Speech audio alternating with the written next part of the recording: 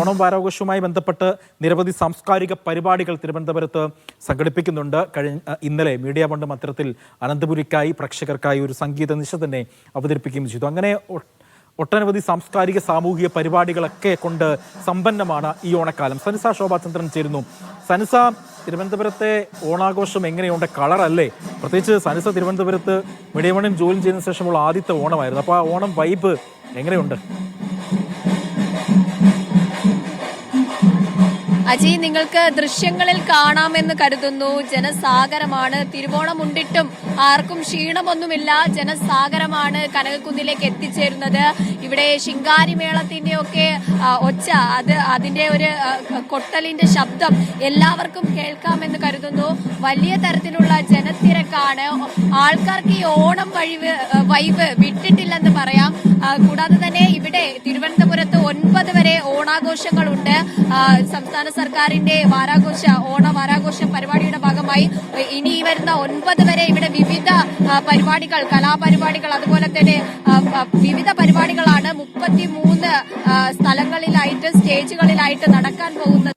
അത്തരത്തിൽ വലിയ രീതിയിൽ ഇവിടെ ഓണം, ഇന്ന് തിരുവോണം ഉണ്ടതോടുകൂടി ഓണം അവസാനിക്കുന്നില്ല. കൂടാതെ നമുക്ക് കാണാം ഇവിടെയുള്ള ലൈറ്റുകളൊക്കെ എല്ലാവർക്കും ദൃശ്യങ്ങളിലൊക്കെ കാണുന്നുണ്ടെന്ന് കരുതുന്നു.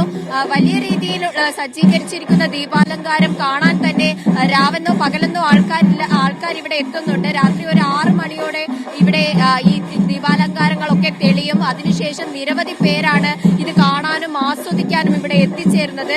കൂടാതെ ഇന്ന് 8 മണി മെഗാ ഡ്രോൺ ഷോ ഉണ്ട്. ഇത്തരത്തിൽ വളരെ വ്യത്യസ്തമായിട്ട് ഇത് ആദ്യമായിട്ടാണ് ഇത്തരത്തിലൊരു മെഗാ ഡ്രോൺ ഷോ, അത്തപ്പൂക്കളം ആകാശത്ത് വിരിയുന്ന ഒരു ഷോ ഇവിടെ സംഘടിപ്പിക്കുന്നത്. ഓണാഘോഷത്തിന്റെ ഈ കനകക്കുന്ന് ഇവിടെ തിരുവനന്തപുരത്തെ ഏറ്റവും വലിയ ഉത്സവമാണ്. ഓണം നമ്മുടെ കേരളത്തിന്റെ മൊത്തത്തിലുള്ള വലിയ ഉത്സവമെങ്കിലും തിരുവനന്തപുരത്ത് ഒരു പിടിക്ക് അത് ഒരു ഹൈലൈറ്റ് കൂടുതലാണ്. അത്തരത്തിൽ ഇവിടെ തിരുവനന്തപുരത്തുകാർ അത്രയും എന്ന് വെച്ചാൽ ഇന്ന് തിരുവോണം ഉണ്ടിട്ട് പോലും ഇപ്പോൾ ഈ ആൾക്കൂട്ടം കാണാം. അത്രത്തോളം ആളുകൾ ഇവിടെ എത്തിച്ചേരുന്നുണ്ട്. ഇവിടെ ഇന്ന് 8 മണിയോടെ മെഗാ ഡ്രോൺ ഷോ ഉണ്ട്. അജയ്, ഈ ശിങ്കാരിമേളം നിങ്ങൾ കേൾക്കുന്നുണ്ടെന്ന് ഞാൻ കരുതുന്നു.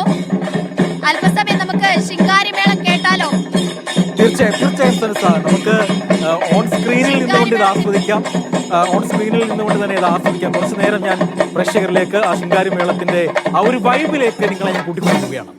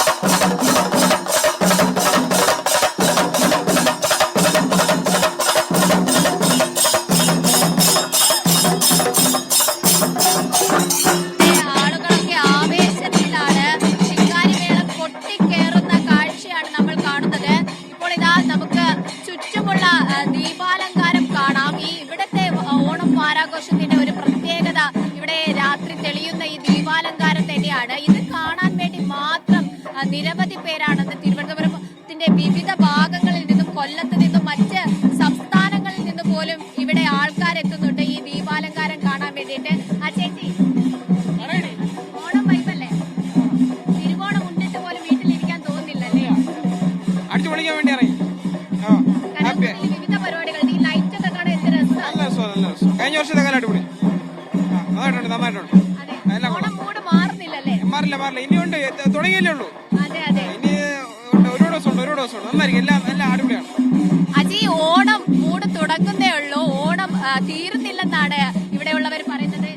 ചേച്ചി, ഓണായിട്ട് വീട്ടിലിരിക്കാവോ? തിരുവോണം ഉണ്ടിട്ട് വീട്ടിലിരിക്കാൻ പറ്റുന്നില്ലല്ലേ? പറ്റുന്നില്ല, ഒട്ടും പറ്റുന്നില്ല. കനകക്കുന്നിൽ ഇപ്പൊ ഇനി 9 വരെ നമുക്ക് ആഘോഷം തന്നെയാണ് അല്ലേ? ആണ്, തീർച്ചയായിട്ടും. എല്ലാ വർഷവും ഉള്ളതാണ്, ഒരു വർഷവും മിസ് ചെയ്യാറില്ല. ഡ്രോൺ ഷോ കാണാൻ സ്റ്റേഡിയം അവിടെ പോകുന്നു. അതാണ് തീർച്ചയായിട്ടും. ഓരോ വർഷവും പുതിയ പുതിയ പരിപാടികളാണ്. സന്തോഷം. അപ്പൊ ഹാപ്പി ആയിട്ട് ഓണം. ഹാപ്പി ഓണം. അതെ, ഇവിടെ ഇപ്പൊ ഡ്രോൺ ഷോ ഒക്കെ കാണാൻ ആൾക്കാരുടെ ആ ഒരു ആവേശമാണ് ഇവിടെ കാണുന്നത്. നിരവധി ഇപ്പൊ ഞാനൊരു ജനക്കൂട്ടത്തിന്റെ നടുക്കാണ്. ഇത് ഓണമുണ്ട്, തിരുവോണമുണ്ട്, തളർന്നിട്ട് പോലും ആർക്കും വീട്ടിലിരിക്കാൻ പറ്റുന്നില്ല എന്നാണ് പറയുന്നത്. അത്ര ആവേശത്തിലാണ് കനകക്കുന്ന് കേന്ദ്രമായി. ശരി വിവിധ സനിസ, തരം അനന്തപുരിക്കാരെ സംബന്ധിച്ചിടത്തോളം അവർക്ക് തിരുവോണ നാളിൽ അവരുടെ ആ ഓണാഘോഷം അവിടെ തീരുന്നില്ല. ഇനിയുള്ള ഒരാഴ്ചക്കാലം അനന്തപുരിയെ സംബന്ധിച്ചിടത്തോളം അത് ഉത്സവത്തിന്റെ നാളുകൾ തന്നെയാണ്. അതുകൊണ്ടാണ് അവർ ഡ്രോൺ ഷോ കാണാനും ഒപ്പം തന്നെ ആ ദീപാലങ്കൃതമായ തലസ്ഥാന നഗരിയൊക്കെ കാണാൻ വേണ്ടി എത്തുന്നത്.